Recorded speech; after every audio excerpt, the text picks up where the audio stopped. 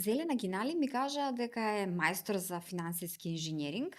Онаа која што на извршниот директор кога има нереални желби му каже нема пари за тоа. И онаа која што може со еден поглед да заклучи дали финансиското планирање ти е on spot или имаш некакви празнини. За низиниот пат од CFO на UK компанија до предприемач кој што со својата компанија им помага на стартап основачите да се представат пред инвеститорите во ова издание на Newbiz Podcast.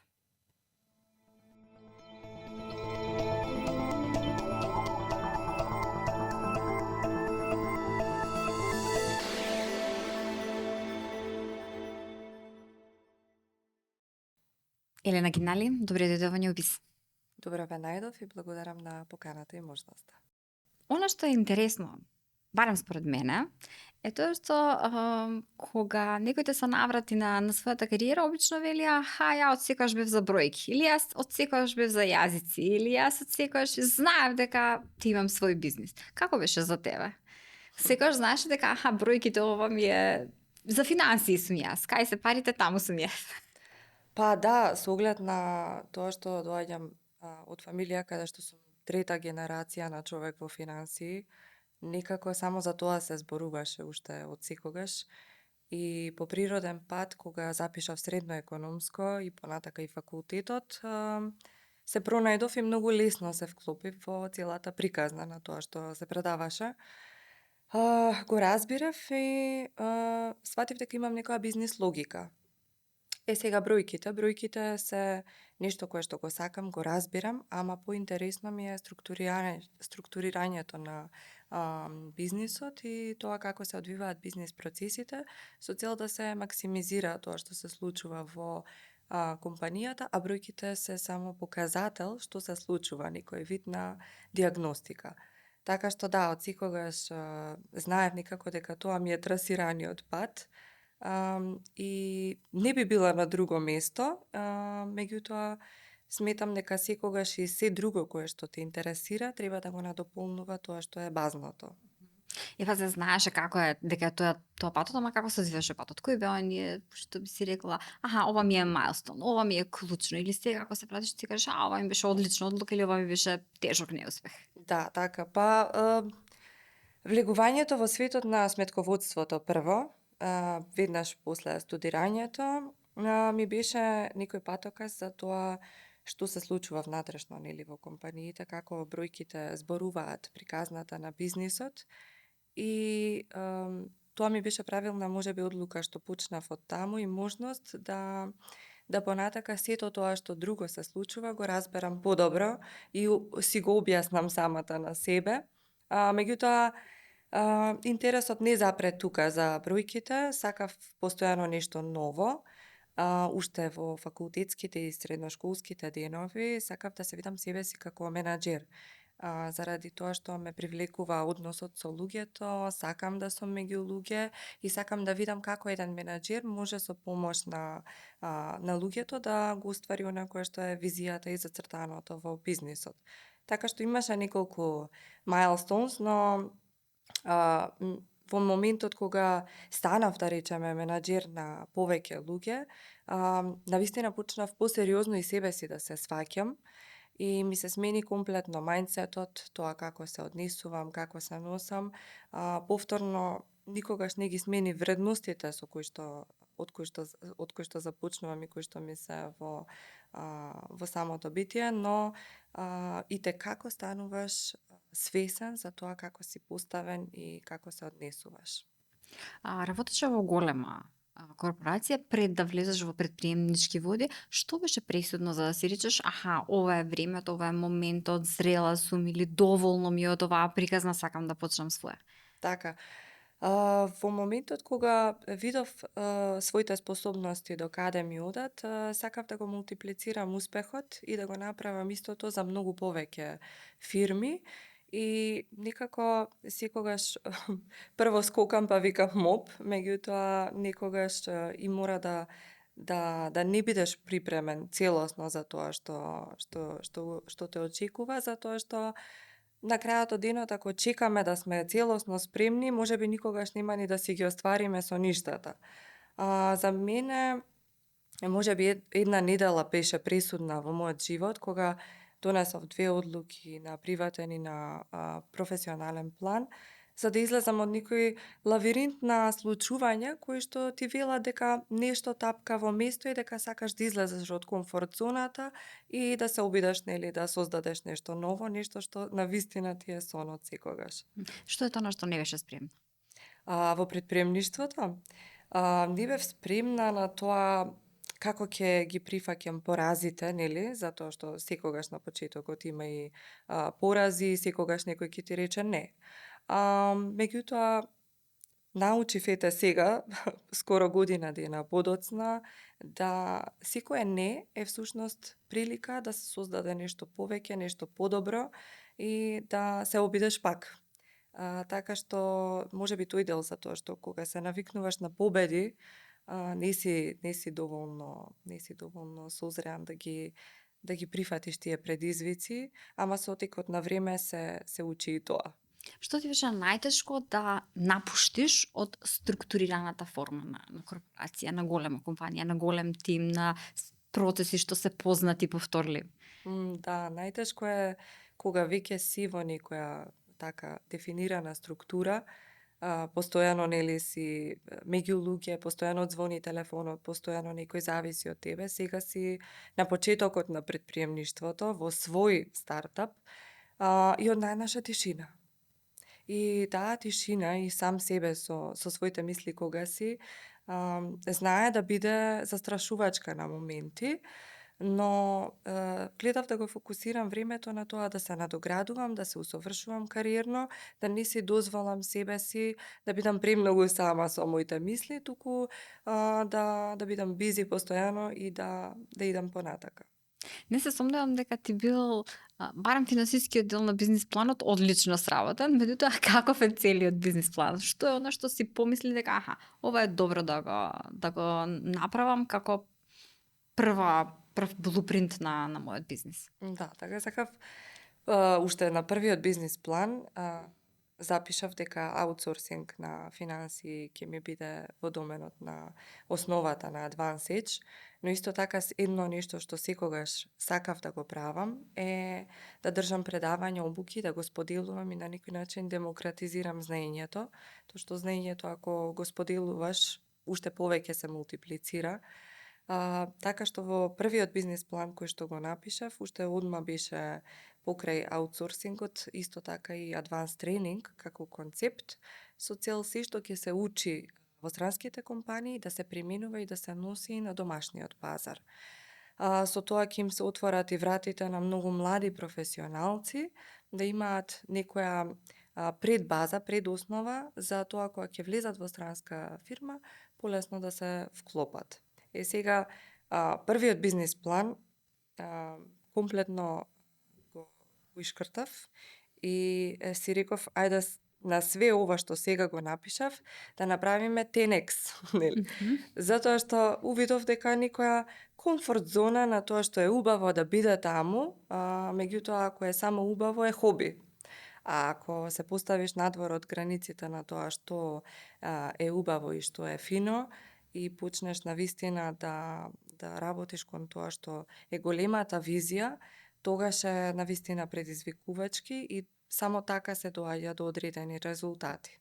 Која е големата визија? Како треба да изгледа Advanced Edge Consulting? Advance Edge е партнер на фирмите кој што им помага да осозреат, да се осознаат себе си, особено на тие кои што брзо растат и скалираат, да оформат внатрешен инженеринг кој што ќе им помогне да го поднесат сето тоа брзо растење и вртлок на динамика, затоа што многу фирми не се спремни за тоа и сме виделе и како пропаѓаат.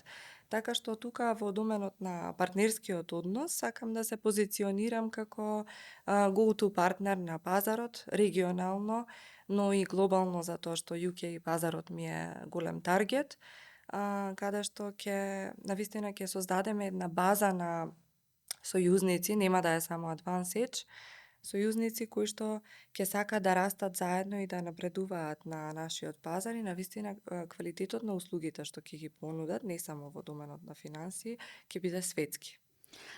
Од љубопитност, често гледам, особено пошто сум TikTok зависник, гледам TikTok видеа од финансиски консултанти, форензички сметководители кои што објаснуваат како оди процесот кога, да речеме, јас имам компанија, сакам да ја продадам на Марио и те ангажирам некој како тебе, за да го пројде процесот на проверување на колку е финансиски здрава мојата компанија и колку има смисло Марио да ми ги скешира тие пари. Всушност поверојатно е дека Марио те ангажира затоа што јас се сакам да биде розово и прекрасно и да земам што е можно повеќе пари.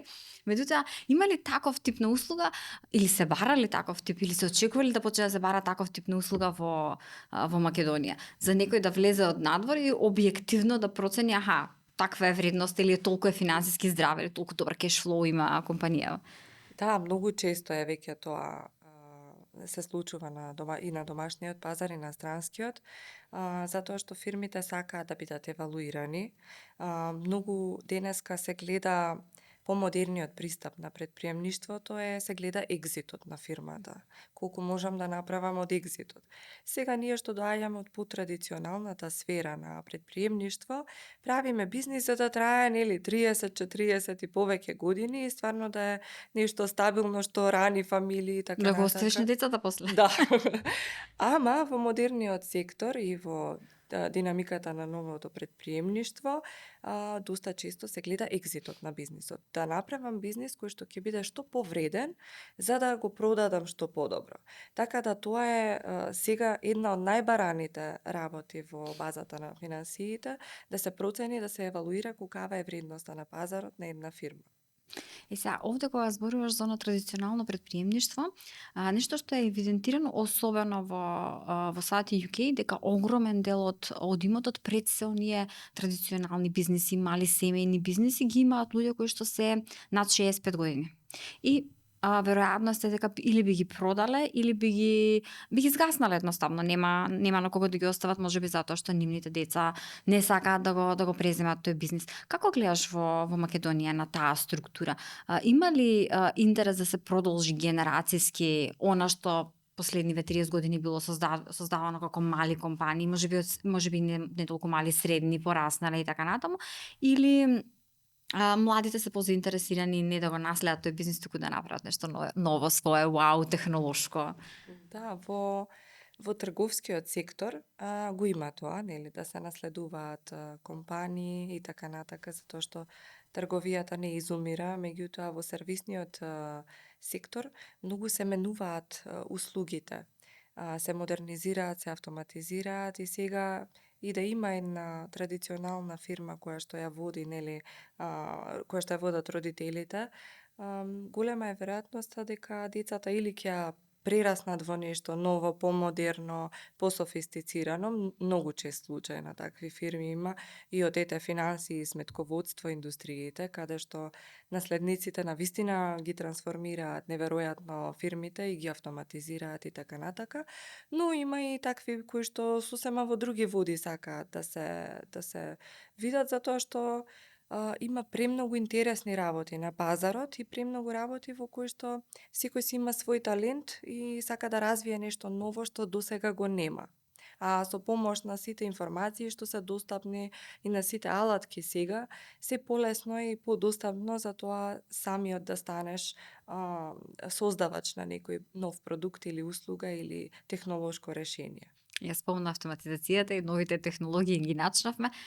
Како гледаш на вештачката интелигенција, на блокчейнот, на се она што сега ни се случува како резултат на алатки базирани на вештачка интелигенција, кои што во голема мера го променат и начинот на кој што и трошиме пари, и штедиме пари, инвестираме пари, чуваме пари, што год да правиме со парите, и начинот на кој што планираме бизниси од аспект на колку се финансиски паметни или не. Дали ни се до некаде помош или пак можеби ни се liability во смисла колку се безбедни за користење. Да, бизнисите мораат да се адаптираат на новите алатки на вештачката интелигенција и што повеќе да ги користат, затоа што само така би останале конкурентни во својот сектор. На различни начини сите овие алатки кои што ги спомнавме влијаат и врз оперативната ефикасност на бизнисите, а тоа и како се гледа во финансиите и финансиските резултати. Од аспект на блокчейнот, еве замислете еден интегриран систем каде што во истовремено сите учесници на една трансакција ги следат процесите што се случува. Supply chainот е веќе многу подобро организиран со самото тоа, побрзо и автоматизирано дури се вршат плаќањата. Самите CRM системи кои што ги користат големите корпорации, кои што веќе се и достапни со мислам од финансиски аспект се достапни, заменуваат многу процеси кои што претходно мануелно биле правени. Од самото тоа да не дозволуваат толку мануелни грешки заради начинот на кој што се бира со копче, се клика, па нели не може се и се што мануелно да се внесе, него има стандардизирана форма од drop-down menu и така натака. Самото тоа веќе го прави процесот полесен, поефикасен и овие системи комуницираат едни со други. Значи лесно се интегрираат со друг систем, со цел датабазата од еден систем во друг систем многу лесно да мигрира. Тоа е една од најголемите и најдоблесни карактеристики на оние програми кои што се и софтвери кои што се најпрепознатливи во бизнис секторот и најмногу компании ги прифаќаат и ги користат, иако за некои се скапи се уште, кои што се мали и средни предпријатија, но правилна е одлуката да се инвестира, затоа што датата е новата нафта, информацијата е толку вредна и толку скапа во денешно време, и се гледа само начинот на кој што полесно ќе биде достапна и ќе биде во вистинско време достапна за сите корисници на една платформа.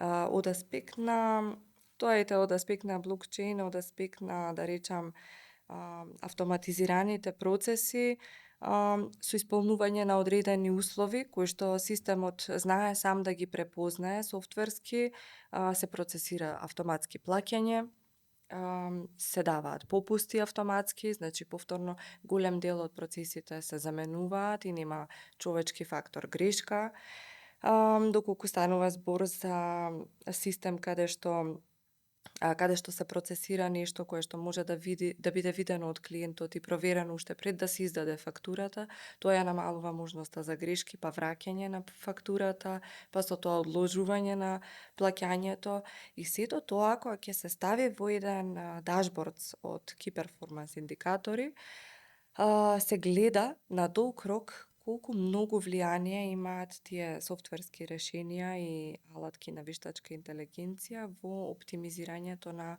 процесите, затоа што добиваме една толку квалитетна структура, едно такво минимизирање на грешки, со тоа што автоматски бизнисот е поефикасен, поефективен и нема потреба од толку многу луѓе во секој департман и во секој сектор, туку тие луѓе кои што остануваат е многу битно да го трансформираат своето знаење, постојано да проаѓаат низ овие тренинзи и само да се надоградуваат за да го користат системот и софтверот на најдобар начин на кој што и за нив ќе си ја улеснат работата, а и ќе ја доведат фирмата до таму каде што треба да ја однесат овие алатки и доста се заштедува на ресурси, на време, доста се попродуктивно се работи, така што за нас во финансии веднаш се гледаат резултатите и се автоматски видливи, но исто морам да кажам дека менаџментот на ризик е многу битен со вештачката интелигенција, сите оние системи кои што автоматски не алертираат кога нешто не е, кога се случува некоја аномалија во системот, тоа мислам дека е највлијателното нешто од аспект на менаџмент со ризикот. Дури и тоа автоматското алертирање е ризик, заради тоа што може да е лажна тревога, да ти замрзне се и не знаеш, не знам, не можеш ништо да правиш, не можеш плаќање да имаш, може да загубиш нарачки заради тоа што алертот би подразбирал замрзнување додека се утврди дали е заканата реална или не, а тоа е најмалку 10 на 12 часа ако не и повеќе. Меѓутоа да се вратам на ова што го спомна по однос на автоматизацијата на или дигитализација на целиот процес, постојат компании во Македонија кои што го имаат целиот тој процес така решено seamless, значи без фрикција да се случува од планирање на производство, нарачки, уплата на средства, книжење на средства, веднаш појавување на сметка на купувачот, нарачки, товарни листови и така натаму, сето тоа да може да се реализира 24/7 без учество на човек воопшто, што значи дека нивниот деловен процес функционира 24/7, нема потреба да биде во работно време или вон работно време. Меѓутоа тука се наметнува прашањето што значи тоа од аспект на колку може да му се верува. Еве, ова е чиста автоматизација, нема толку многу AI вклучено. Меѓутоа, ако кажеме, јас ангажирам AI агент за да ми го направи финансиското или бизнис планирањето за следниве 2 години за мојата компанија. Да, те има целата датабаза, целата историја на користење. Ама треба ли да има некој човек што тука те дзирне дали е навистина така или не, дали можеби, не знам, халуцинирал агентов. Како стоиш на тоа? Треба ли интервенција се уште да има од експерти што ако ништо друго 10 години учеле во пракса? Да, треба. Често се случува сите системи кои што ги прават луѓето се создадени нели од нас луѓето. Сите системи се подложни на грешка и самите продажни агенти кога разговараш или преговараш за набавка на некое ново решение во фирма, укажуваат на тоа точно каде треба да се допроверат податоците, каде да се вклучи некој човек. Све се сведува на тоа дека оној кој што треба да ги контролира тие работи мора да биде повторно некој експерт во областа, затоа што треба да знае како се составени работите. Ние имаме, например, и програми кои што автоматски прават сценарија, добро, лошо и базично сценарио, врз база на претпоставки на алгоритми и на историски податоци, но и ризици земени во предвид. Но повторно, не целосно се ослонуваме на тоа. Значи, неопходен е човечкиот фактор затоа што бизнисот сам по себе е непредвидлив. И не можеме да кажеме, неодговорно е да кажеме, дека ќе стиснеме 2 купчиња и ќе имаме нешто што може да замени некој експерт во областа. Значи, пак е потребно доста работа од страна на човечки фактор, но би рекла се убрзува работата на човекот. Значи, некој кој што е експерт во областа одма може да увиди дали системот направил грешка, дали ги повлекол точно податоците за да ја направи таа асумпција или претпоставка што ја извлекол во делот на автоматизираните индикатори кои што се влечат позадински исто со формули. Повторно мора да се направи проверка, затоа што и самите конта кои што се интегрирани со сметководствениот систем, нели, ги внесува некој човек повторно и секаде каде што е вклучен и човечки фактор, пак треба и друг човечки фактор да го прегледа сето тоа. Меѓутоа, бизнис процесите се дефинитивно многу позабрзани, многу повеќе може да се услужат други бизниси во сервисната индустрија. И верувам дека со тек на време тие аномалии на системите се помалку и помалку ќе се случуваат, затоа што и самата вештачка интелигенција учи да резонира и самата да донесува одлуки. Така што се надевам со тек на времето дека све повеќе ќе можеме да се ослониме на вештачката интелигенција. Ти имаме сметководител, ако ништо друго, книжење и материјално да ни работи AI и да биде за покреативните работи, можеби и за надзорот човекот. Така. Да. Сега се свртам на оној другиот дел од твојата приказна, како си поврзана со стартапџискијата сцена во Македонија и каков е стартапџискиот живот од позиција на некој кој што влегува за да им биде пред се огромна поддршка во процесот на развој на нивните бизниси. Да, стартапите лани ми дојде како идеја заради тоа што видов некој гап на пазарот дека ја немаат таа поддршка која што им е неопходна во самиот почеток на нивното работење и при привлекувањето на инвестиции, гледаме бизниси со огромен потенцијал, со прекрасни решенија на македонската сцена особено, кои што со мало водство би можеле да станат многу конкурентни, да станат светски и така натака. И тука ми стана интересно да се приклучам повеќе во тој дел и све што знам од традиционалниот сектор да го адаптирам на она што е апликативно за стартап сцената. Многу е поразлично во стартапите, нормално, подинамично и поинаку се водени сите процеси и процедури, но пак базата на успешниот бизнис си бара добро финансиско лидерство, си бара стратешки одлуки, кои што не секогаш оној кој што е сопственик знае и може во истиот момент да ги донесе, затоа што нити јас не можам да креирам такво решение како што они можат. Нити па многу од нив нели не можат да замислат што значи и колку е значајно да ја имаш таа финансиска поддршка во првите моменти од животот на стартапот, а и понатака како еден backbone.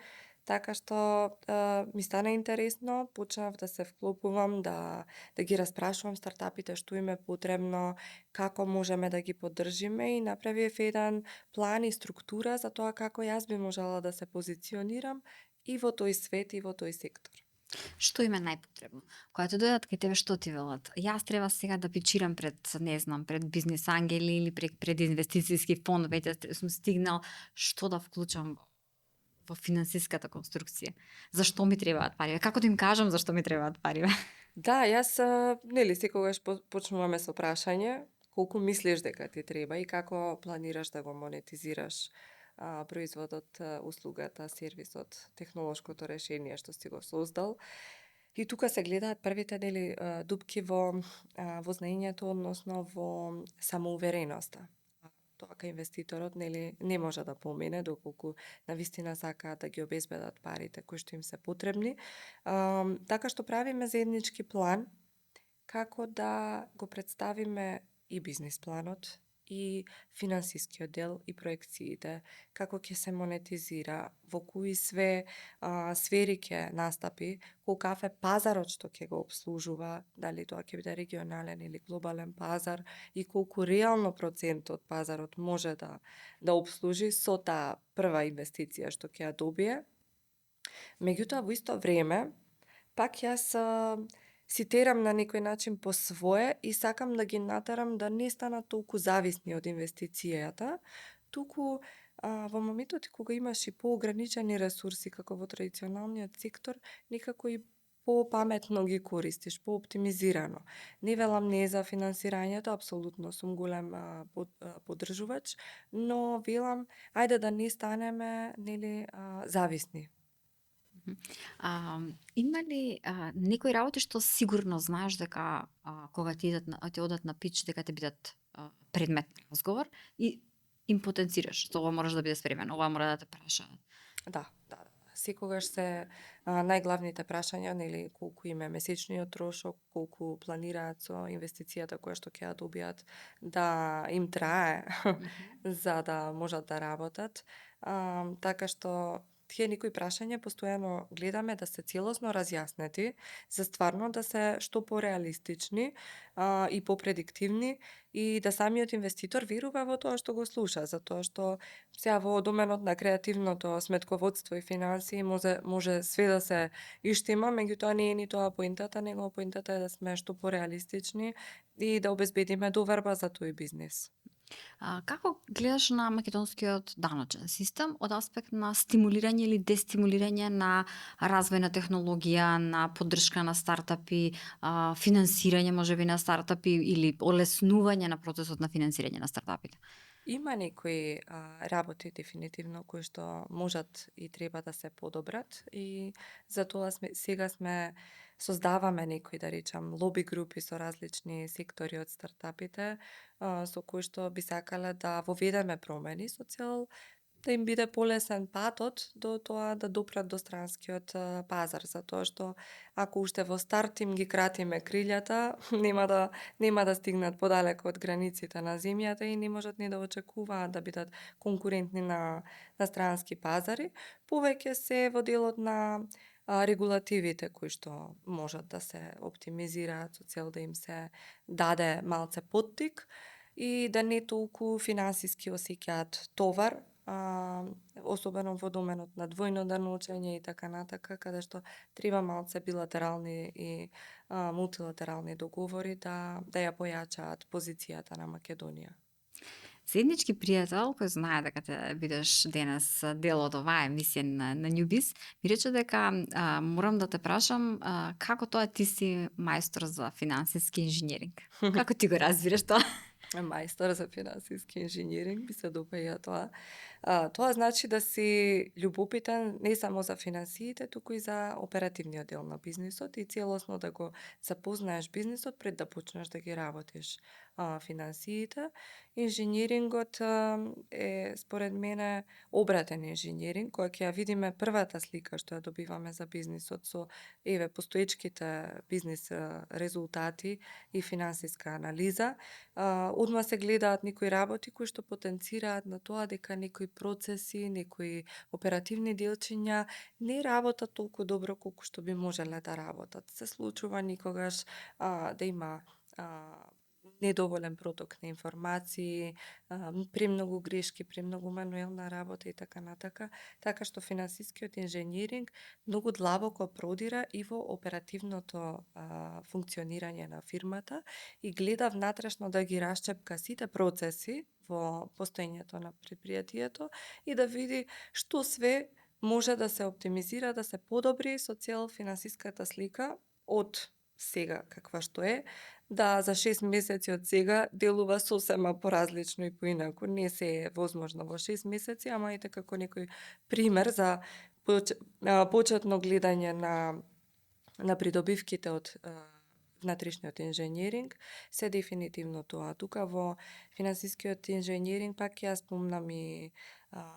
го споменам и менаџментот на ризик, кој што е многу голем и битен дел во финансиите, затоа што јас како човек од финансии премногу соработував и соработувам и сега со правници, со интерни ревизори и екстерни ревизори, со цел да ги опфатиме целиот дел на внатрешно и надворешно позиционирање на фирмата во однос на ризиците, да се минимизираат, проактивно да се види што се може да тргне наопаку и да се работи кон отстранување на тие пречки.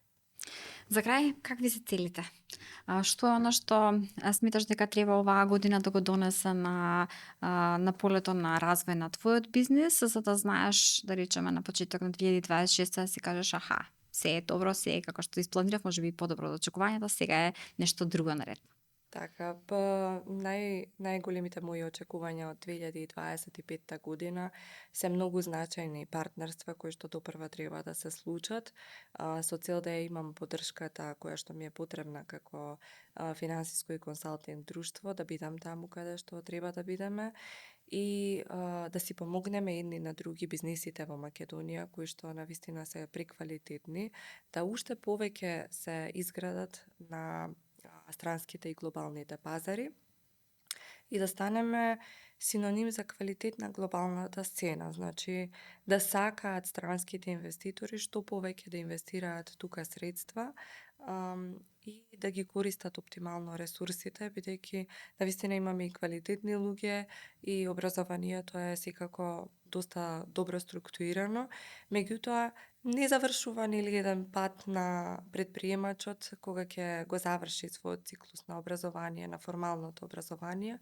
постојано надоградување, тоа и за себе го очекувам и за мојот бизнис, постојано следење на сите трендови, оптимизирање и интегрирање на најновите дигитални алатки и софтверски решенија кои што ќе не позиционираат како лидери во таа област, ништо не се прави сам, се прави и далеку се стигнува само со здружени сили, така да јас сум голем оптимист дека на сценава само треба да се здружат македонските предпријатија и најдобро да се охрабруваат меѓу себе како да се позиционираат. Ти благодарам. Ти благодарам на тебе.